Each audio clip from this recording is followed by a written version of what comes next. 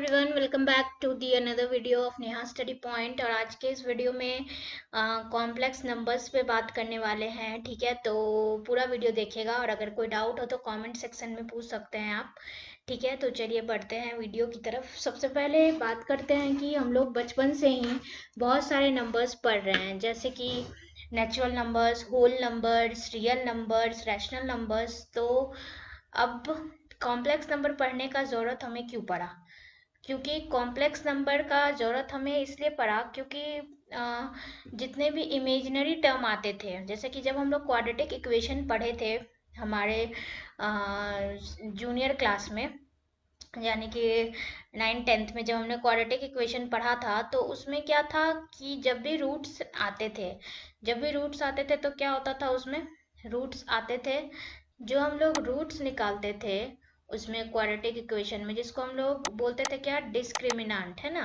डिस्क्रिमिनांट में जो हम लोग रूट निकालते थे वो क्या होता था कि अगर माइनस में आ गया, जैसे कि -1, तो ये रूट रूट के अंदर जितने भी माइनस टर्म आते थे उसका तो हमें रूट पता होता नहीं था, है ना। और तो इसी इसी वजह से हम लोग को किसकी जरूरत पड़ी, कॉम्प्लेक्स नंबर की। ठीक है, कॉम्प्लेक्स नंबर इस वजह से ही हमें पढ़ना जरूरी था, क्योंकि इन जैसे टर्म्स के लिए हमें कॉम्प्लेक्स नंबर का पढ़ना जरूरी था। ठीक है, अब बढ़ते हैं स्लाइड के तरफ। तो सबसे पहले जानते हैं कि कॉम्प्लेक्स नंबर होता क्या है, कॉम्प्लेक्स नंबर क्या होता है। तो कॉम्प्लेक्स नंबर क्या होता है कि in mathematics a complex number is a number that can be expressed in the form of a plus bi, है ना, where a and b are real numbers and I क्या है, is a symbol called imaginary unit and satisfying the equation I2 is equal to -1। I को हम क्या बोलते हैं, iota बोलते हैं, है ना, बोलते हैं ना आयोटा, आयोटा बोलते हैं आई को। और जो आई होता है, आई स्क्वायर, जिसकी वैल्यू होती है -1, है ना। यहाँ पे मैंने I2 लिख दिया है, बट यहाँ पे ये आई स्क्वायर होगा, आई स्क्वायर -1 होती है इसकी वैल्यू। आयोटा एक साइंटिस्ट थे जिन्होंने ये वैल्यू का डेरिवेशन किया था। ठीक है, तो इस वजह से हम लोग कॉम्प्लेक्स नंबर पढ़ते हैं, जैसा कि मैंने आपको पहले ही बताया, रूट्स के फॉर्म में। और कॉम्प्लेक्स नंबर की जो एक्सप्रेशन होती है वो होती है a प्लस बी आई, या आप ऐसे भी लिख सकते हो a प्लस आई बी। ठीक है, ये होती है इसकी फॉर्म। तो यहाँ पे a क्या है, हमारा हमारा a है रियल पार्ट, ठीक है, और b क्या है, इमेजिनरी पार्ट। ठीक है, ए क्या है, रियल पार्ट, और जो आई के साथ जो भी टर्म आते हैं उसे हम क्या बोलते हैं, इमेजिनरी पार्ट बोलते हैं। ठीक है, और यहाँ है अब कि डिस्क्रिमिनेंट की बात कही थी मैंने, है ना। डिस्क्रिमिनेंट ये होता है, सबको पता है डिस्क्रिमिनेंट का फॉर्मूला ये होता है। ठीक है, डिस्क्रिमिनेंट में 3 कंडीशन था हमारे पास। पहला कंडीशन था कि जो डी होगा वो क्या होगा, बड़ा होगा किससे, 0 से, तो वो क्या देगा, रियल रूट्स देगा और डिफरेंट रूट्स देगा। ठीक है, उसके बाद दूसरा था कि डी क्या होगा, इक्वल होगा, तो क्या होगा, रियल और इक्वल रूट्स देंगे वो। ठीक है, उसके बाद था कि डी क्या है, तीसरा कंडीशन हम लोग कभी अप्लाई नहीं किए। तीसरा कंडीशन अप्लाई कैसे करते, क्योंकि उसमें डिस्क्रिमिनेंट की जो वैल्यू थी वो लेस देन थी 0 से, जो रियल रूट्स देंगे ही नहीं, इसलिए हम लोगों ने इस पे कभी ध्यान दिया ही नहीं। हम लोग बेसिकली क्वाड्रेटिक में यही दोनों कंडीशन पढ़ते आ रहे थे। लेकिन इस ऐसा नहीं है कि इसका कोई जरूरत नहीं था, इसका जरूरत है, लेकिन हम लोगों ने कभी इसे पढ़ा नहीं, क्योंकि हमें मालूम नहीं था कि हम इसे कैसे डिफरेंशिएट करें, कैसे इसको सॉल्व करें। तो इस कंडीशन के लिए हमें क्या पढ़ने का जरूरत पड़ा, इस कंडीशन के लिए क्या पढ़ने का जरूरत पड़ा हमें, कॉम्प्लेक्स नंबर। तो कॉम्प्लेक्स नंबर के हेल्प से हम लोग ऐसे सिचुएशन को सॉल्व कर पा रहे हैं। ठीक है, बात करें जैसे कि हम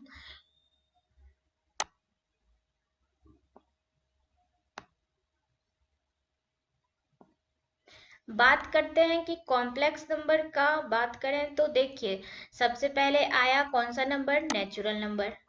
है ना। सबसे पहले नेचुरल नंबर्स आया, तो नेचुरल नंबर्स में क्या क्या आए, नेचुरल नंबर्स में आए हमारे all counting numbers excluding zero, है ना। All counting numbers excluding zero को हमने क्या बोला, नेचुरल नंबर्स, ठीक है। नेचुरल नंबर्स पढ़ा हमने। उसके बाद हमने क्या पढ़ा, ऑल काउंटिंग नंबर्स, जैसे कि 1 2 3, ये सभी को हमने क्या पढ़ा, नेचुरल नंबर्स, ठीक है। उसके बाद आया हमारा होल नंबर्स, होल नंबर्स में क्या क्या आया, 0 1 2, ऑल काउंटिंग नंबर्स, है ना, इंक्लूडिंग जीरो। उसके बाद हमने ये सोचा कि काउंटिंग नंबर्स और होल नंबर्स तो ठीक है, लेकिन इसमें तो सिर्फ पॉजिटिव नंबर्स आ रहे हैं नेचुरल में और होल में। तो अब बात करेंगे हम कि निगेटिव नंबर्स किस में आएंगे। तो हमने फिर क्या पढ़ा, इंटीजर्स। इंटीजर्स में क्या क्या आए, हमारे ऑल पॉजिटिव और निगेटिव नंबर्स को हमने क्या पढ़ा, इंटीजर्स, ठीक है। उसके बाद फिर बात हुआ कि अरे भैया जब इतना हमने पढ़ लिया काउंटिंग नंबर्स और फिर जाके पॉजिटिव और नेगेटिव नंबर्स को हमने इंटीजर्स बोला, तो फिर और फ्रैक्शन नंबर्स तो छूट गए, है ना। अभी तक तो हमने इंटीजर्स तक तो कहीं भी फ्रैक्शंस की बात की ही नहीं थी। तो अब हमने क्या पढ़ा, रैशनल नंबर्स। रैशनल नंबर्स में क्या आ गया, all numbers in the form of p by q where q is not equal to zero. सारे फ्रैक्शंस आ गए रैशनल नंबर्स में, ठीक है। उसके बाद फिर बात किया कि ठीक है ये तो रैशनल नंबर्स में आ गया, लेकिन जो रूट्स वाले टर्म होते हैं उनका क्या।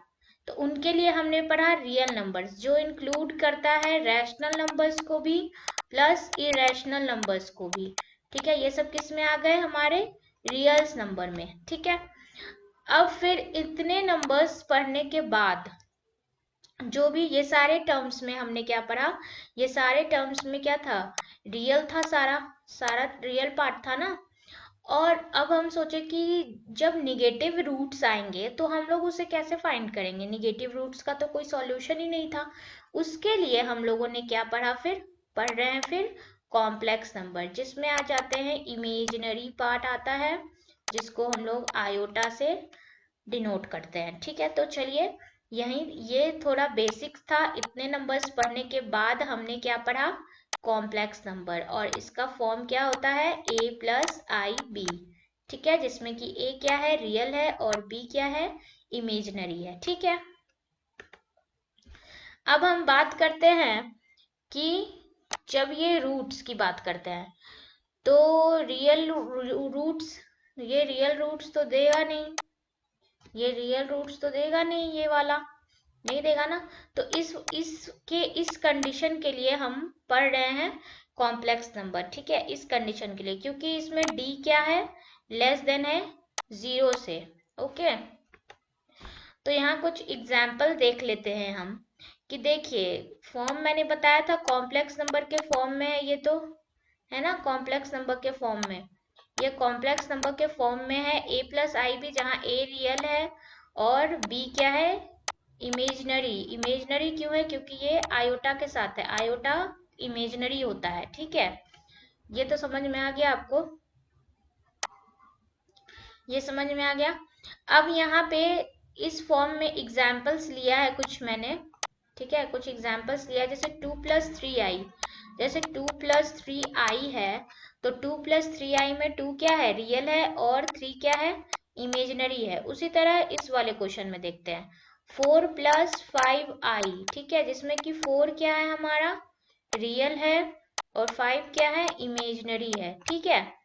तो ये चीज आपको समझ में आ रही होगी मैं क्या बोल रही हूँ, है ना। तो ये इमेजिनरी है। अब हम बात करते हैं कि यहाँ पे 5, तो बोलोगे क्या 5 कैसे है, 5 क्या है यहाँ पे, रियल है या इमेजिनरी, रियल है, इमेजिनरी है, क्या है, इसमें तो कुछ है ही नहीं, ये तो सिर्फ एक नंबर है।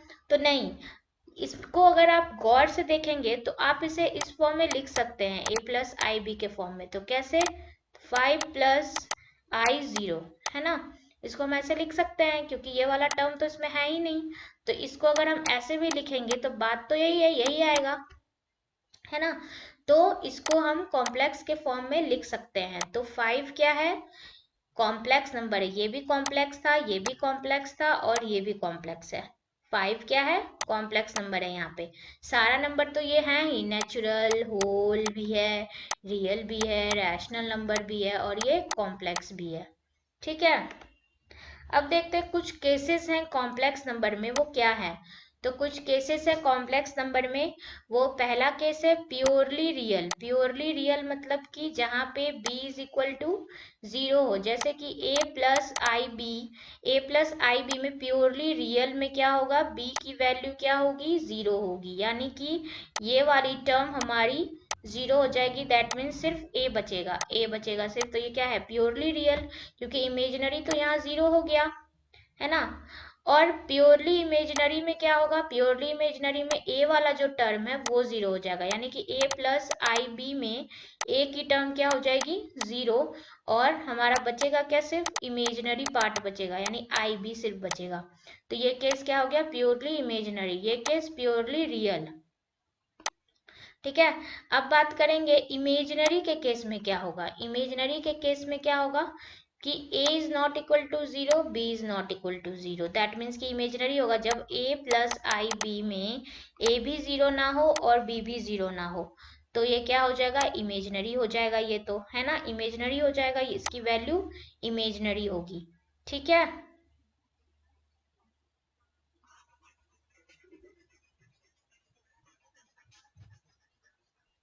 इतना समझ गए। अब आगे बात करेंगे कि कुछ एग्जाम्पल्स हैं इसके, वो समझने की कोशिश करते हैं।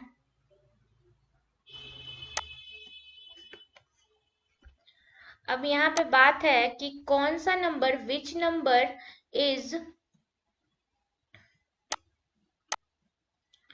Number is purely real and purely imaginary. कौन सा ऐसा नंबर है जो प्योरली रियल है और प्योरली इमेजिनरी। तो 0, 0 ही ऐसा नंबर है जो प्योरली रियल है और प्योरली इमेजिनरी है ना।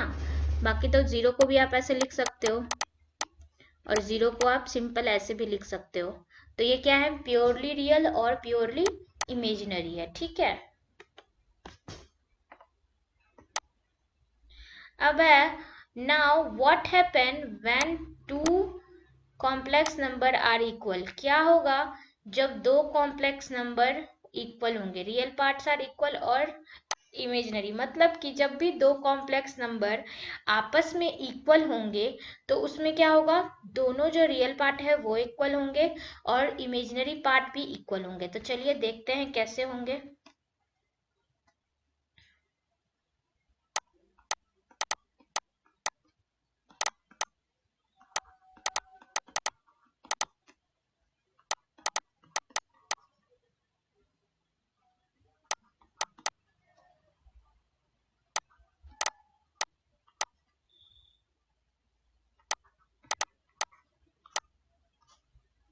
ये और ये रियल था, ये और ये इमेजिनरी था, तो ये आपस में क्या हो गए, इक्वल हो गए।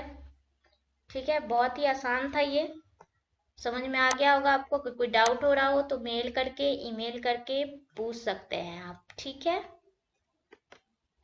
अब देखिए बात करते हैं कि दो कॉम्प्लेक्स नंबर का एडिशन, दो कॉम्प्लेक्स नंबर का एडिशन कैसे होगा। पहला कॉम्प्लेक्स नंबर क्या है, z1 equal to A plus I B, दूसरा क्या है, z2 equal to C plus I D. ठीक है, ये है। और अब हम इसे कैसे सॉल्व करेंगे।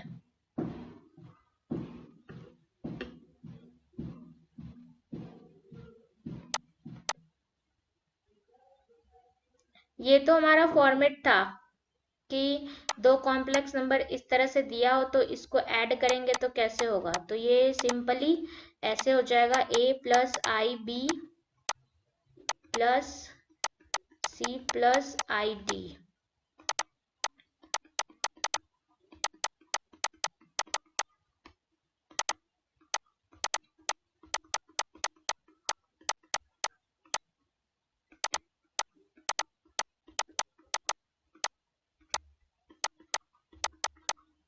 ठीक है, सिंपल एडिशन जैसे हम लोग एलजेब्रा में करते हैं उसी तरह इसमें कॉम्प्लेक्स नंबर में भी सिंपली इस दोनों को ऐड करेंगे तो इस तरह से आपको रिजल्ट देखने को मिलेगा। ठीक है, और इस पे ही हम क्या कर देंगे, इसकी वैल्यू पुट कर देंगे। तो आप ऐसे भी इसको सॉल्व कर सकते हैं, इसकी वैल्यू पुट करके 2 + 3i प्लस 3 + 4i, तो ये हो जाएगा 2 + 3i plus 3 + 4i, that is 5 + 7i। यही तो होगा, इस दोनों को ऐड कर दिया हमने, और इस दोनों को, रियल वाले टर्म को रियल के साथ, इमेजिनरी को इमेजिनरी के साथ, बस ये हो गया, इसका आंसर आ गया। इस तरह से आप सॉल्व कर सकते हो। हाँ ठीक है, तो ये यहाँ तक आ गया होगा समझ में। नेक्स्ट है हमारा कि सम प्रॉपर्टी।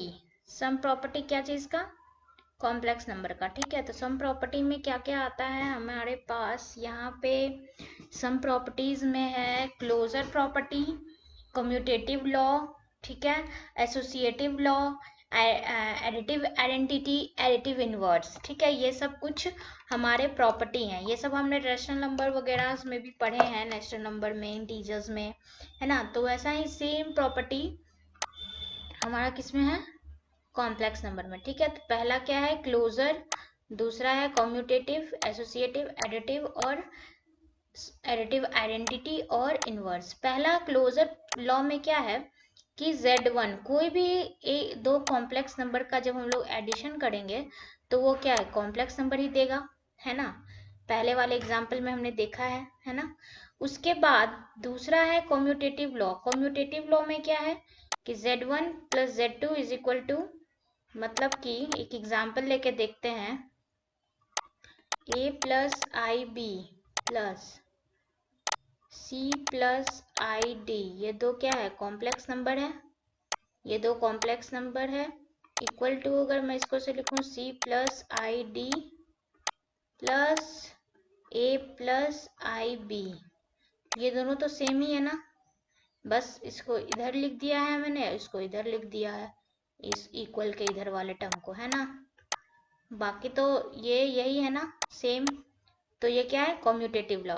एसोसिएटिव लॉ में क्या है कि Z1 + Z2 + Z3 = Z1 + Z2 + Z3, यानी कि पहले ये वाले ब्रैकेट सॉल्व होंगे, फिर ये वाले ब्रैकेट, लेकिन सॉल्व होने के बाद वैल्यू तो सेम ही आएगा, है ना।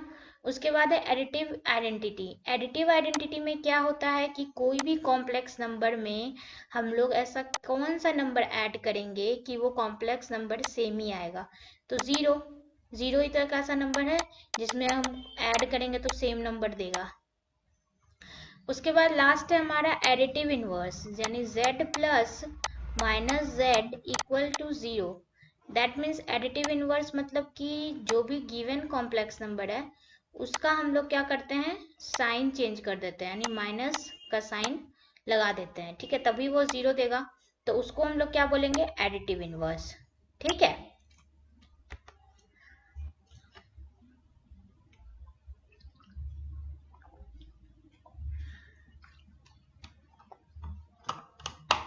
अब बात करेंगे हम किसकी, तो difference. Difference of two complex number क्या होता है, तो difference of two complex number क्या होता है कि कोई भी दो कॉम्प्लेक्स नंबर है, ठीक है, और उसका सब्ट्रैक्शन, उसी को हम लोग बोलते हैं डिफरेंस। तो कोई भी दो कॉम्प्लेक्स नंबर है, यानी कि कौन कौन सा हो गया, Z1 और Z2, डिफरेंस करना है उसका कॉम्प्लेक्स नंबर का। तो ये एग्जाम्पल है एक, और ये क्या है, उसका फॉर्म कॉम्प्लेक्स नंबर का। इस तरह से हमें माइनस करना है। तो पहले हम इसको सॉल्व कर लेते हैं।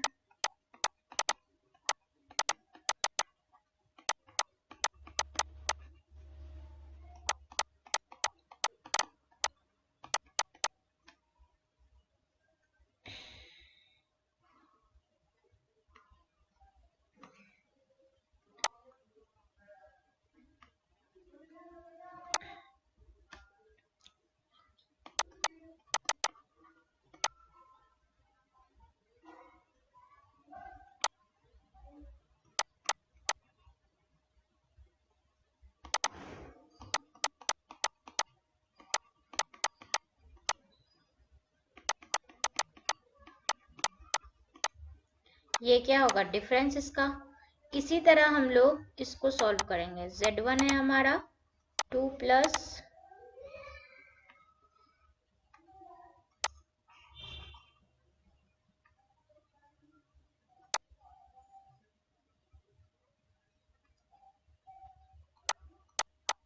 z1 क्या है 2 प्लस i3 और z2 है 3 प्लस i4 है ना। अब करना क्या है z1 minus z2 that is 2 plus i3 minus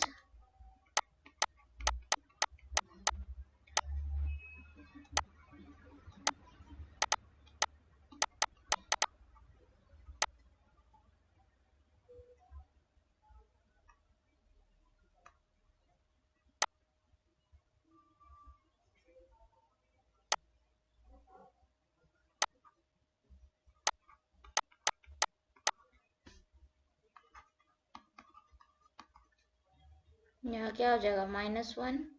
इसको और इसको माइनस करेंगे और इसको और इसको माइनस करेंगे, यानी इमेजिनरी पार्ट को एक साथ और रियल पार्ट को एक साथ। तो ये क्या हो जाएगा -i।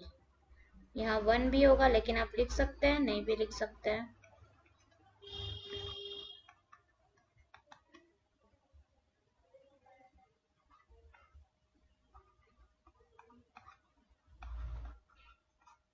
ठीक है, इस तरह से आप डिफरेंस इसका निकाल सकते हैं। किसका? तो दो कॉम्प्लेक्स नंबर का। ठीक है, ये डिफरेंस था। अब बात करते हैं मल्टीप्लिकेशन कैसे करते हैं दो कॉम्प्लेक्स नंबर का। तो मल्टीप्लिकेशन हम लोग कैसे करते हैं तो वो देखते हैं।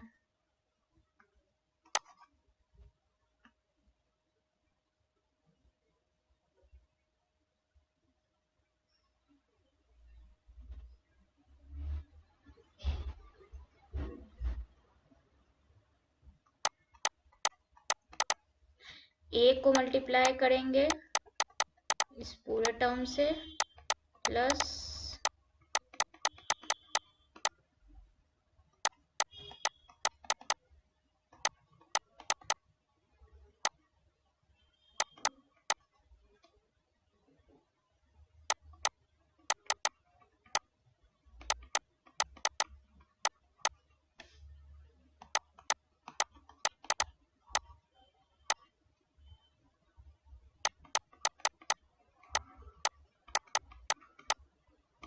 अब यहाँ देखिए, यहाँ पे हमें पता है कि i इज इक्वल टू -1 का रूट होता है। इसको हम लोग क्या बोलते हैं आयोटा। ठीक है, पहले स्टार्टिंग में ही मैंने बता दिया था।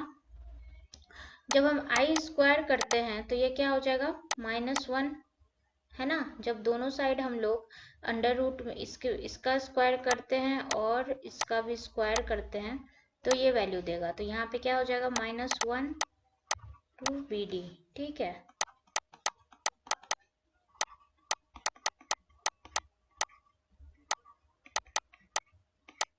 BC है यहाँ -BD।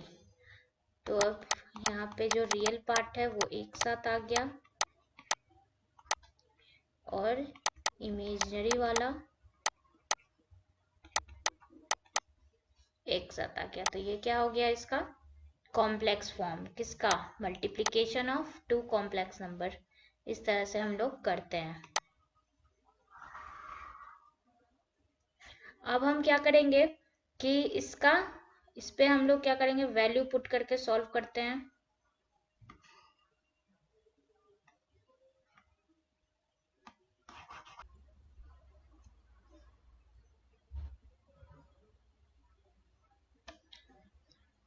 अब इसको सॉल्व करें z1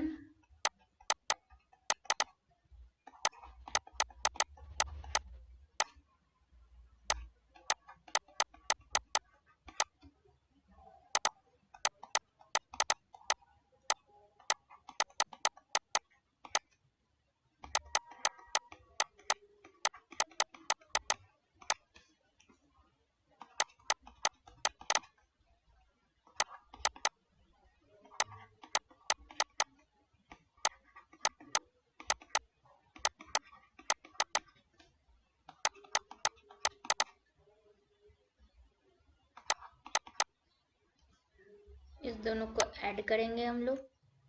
ठीक है, तो क्या हो जाएगा ऐड करने पे,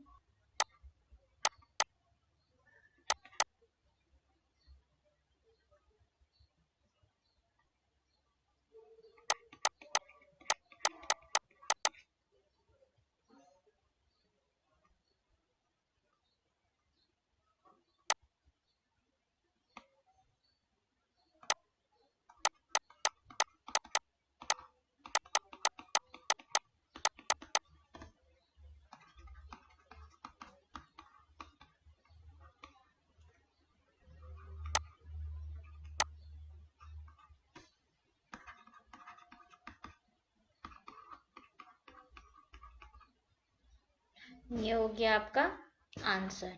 ठीक है, इस तरह से आप मल्टीप्लिकेशन कर सकते हैं दो कॉम्प्लेक्स नंबर का। और ये कुछ एग्जांपल्स था जो मैंने करके दिखाया है, आप बाकी भी कर सकते हैं।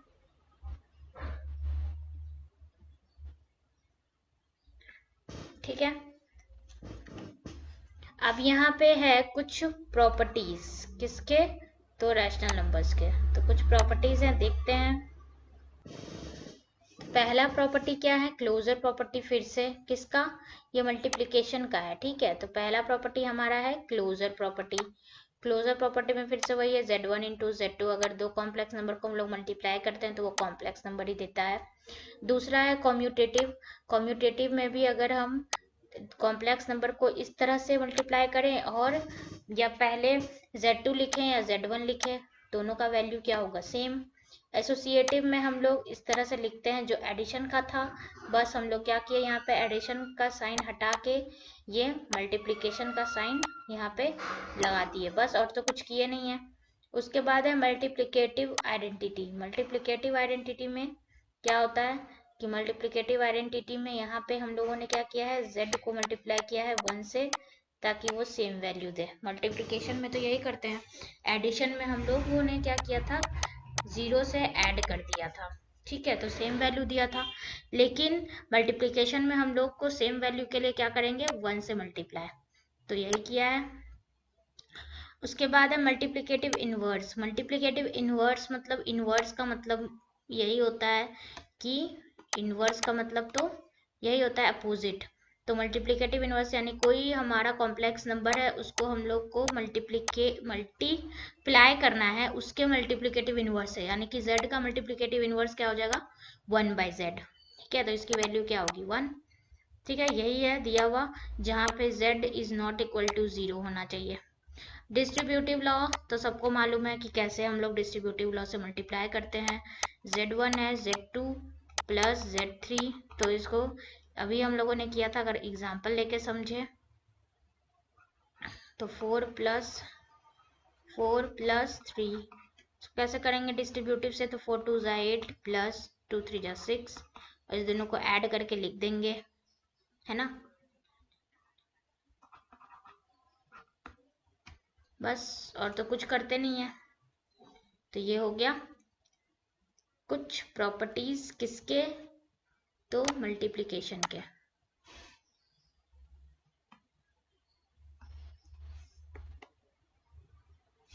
अब है division. Division of two complex number क्या होता है, तो डिवीजन में हम लोग जानते हैं, मल्टीप्लिकेशन तक तो समझ में आ गया है सबको। ठीक है, नहीं आया हो तो ईमेल कर दीजिएगा, ये मेरा ईमेल है।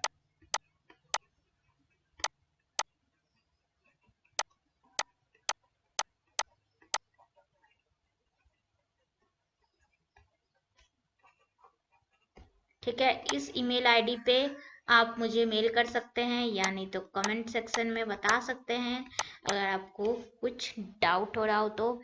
कुछ और नया टॉपिक पे चाहिए वीडियो मैथ से रिलेटेड, ठीक है, तो आप, या कोई सजेस्टेड वीडियो आप देना चाहते हो तो कमेंट करके या मेल करके बता सकते हो। ठीक है, तो चलिए डिवीजन देख ले पहले। डिवीजन कैसे करते हैं, दो कॉम्प्लेक्स नंबर है हमारा z1 और z2। ठीक है, z1 और z2 है, तो z1 बाय z2 को हम लोग इस तरह से लिख सकते हैं, z1 इंटू 1 बाय z2, क्योंकि अगर आप देखिए इसको, आप जब इससे मल्टीप्लाई करेंगे तो वही आएगा, z1 बाय z2 ही आएगा, तो हम इसको इस फॉर्म में लिख सकते हैं। ठीक है, तो यही बस किया है हमने।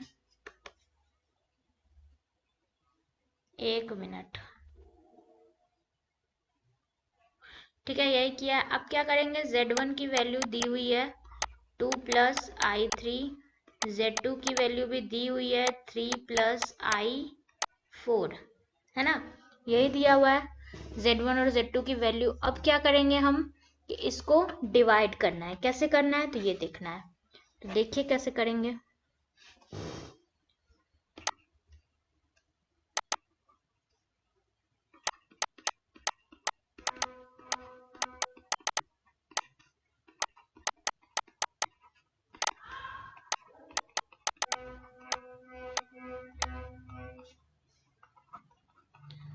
यहाँ पे एक चीज दिख रही है कि रैशनलाइज हम लोग जब कभी करते हैं तो रैशनल नंबर में आपने ये चीज देखी होगी कि रैशनलाइज कैसे करते हैं। ठीक है, तो रैशनलाइज में हम लोग क्या करते हैं कि जो भी नंबर गिवन है, जैसे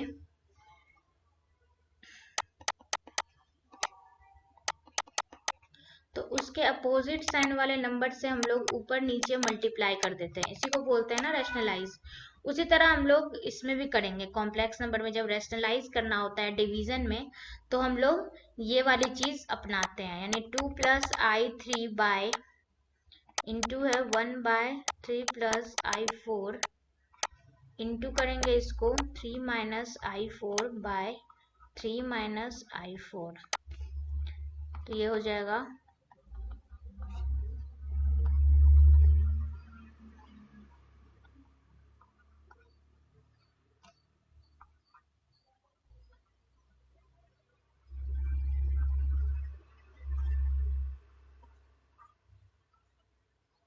ठीक है, ये होगा। तो अब इसको हम लोग लिख सकते हैं, मल्टीप्लाई करेंगे प्लस I3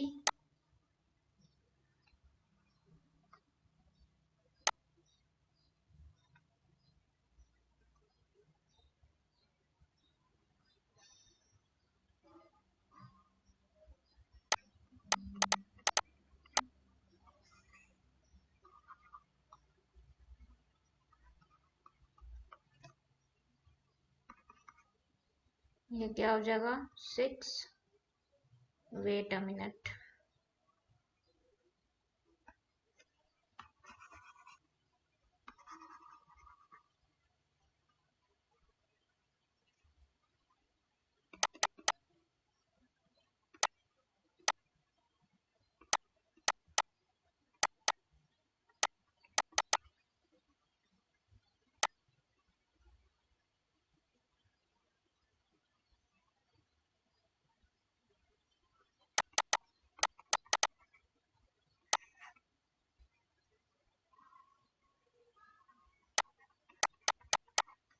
इस तरह से आप सॉल्व कर सकते हो क्वेश्चंस को।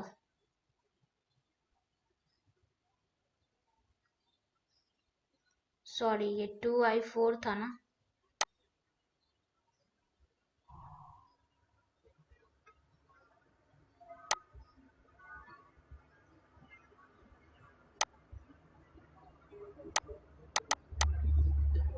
टू आई फोर था, ये 3I3 था, माइनस इसको इससे मल्टीप्लाई किया तो ये वाला टर्म आया। उसके बाद I² की वैल्यू रख दी, I² की वैल्यू होती है -1, तो -1 यहाँ रखा तो माइनस माइनस प्लस हो गया यहाँ पे। ठीक है, और उसके बाद आप इस तरह से कैलकुलेट करके सॉल्व कर सकते हो, कंटिन्यू कर सकते हो। कैलकुलेशन तो आपको आता ही होगा। ठीक है, तो इस नेक्स्ट वीडियो बहुत जल्द आएगा, मिलते हैं नेक्स्ट वीडियो में। कॉम्प्लेक्स नंबर में बस इतना ही था आज के लिए, और इसका पार्ट 2 बहुत जल्द आएगा। तो थैंक यू फॉर वॉचिंग। अगर आपने सब्सक्राइब नहीं किया हो तो प्लीज़ कर दीजिएगा, लाइक कर दीजिएगा और शेयर भी कर दीजिएगा। ठीक है, बाकी के लिंक्स आपको डिस्क्रिप्शन में मिल जाएंगे। ठीक है, bye bye, thank you. Panda. I got broads in Atlanta, just took the lean in the family. Credit cards and the scammers, hitting the licks in the band. Legacies.